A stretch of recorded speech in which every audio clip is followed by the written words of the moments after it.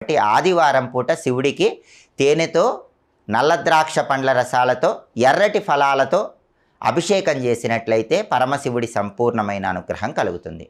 అలాగే సోమవారం పూట శివుడికి అభిషేకం చేసేటప్పుడు ఏ ద్రవ్యమైనా వినియోగించుకోవచ్చు, కానీ ప్రధానంగా ఆవు పాలతో అభిషేకం చేస్తే సర్వ సౌఖ్యాలు కలుగుతాయి. ఆవు పెరుగుతో అభిషేకం చేస్తే ఆరోగ్యం చేకూరుతుంది. సోమవారం ఆవు పెరుగుతో శివుడికి అభిషేకం చేసేటప్పుడు బాలాంబికేశ వైద్యేశ భవరోగ హరేతిచ ఈ 3 నామాలు చదువుకుంటూ ఆవు పెరుగుతో అభిషేకం చేయండి.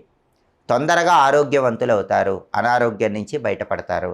అలాగే సోమవారం శివుడికి వెన్నతో అభిషేకం చేస్తే మనోవికాసం కలుగుతుంది, మానసిక ప్రశాంతత కలుగుతుంది. ఆడవాళ్ళైతే సోమవారం పూట శివలింగం మీద ఉప్పు చల్లి నమస్కారం చేసుకోండి, దీర్ఘ సుమంగళి తత్వం కలుగుతుంది. అలాగే సోమవారం పూట కొబ్బరి నీళ్లతో శివాభిషేకం చేయటం ద్వారా సమస్త సంపదలు కలుగుతాయి, ఆదాయం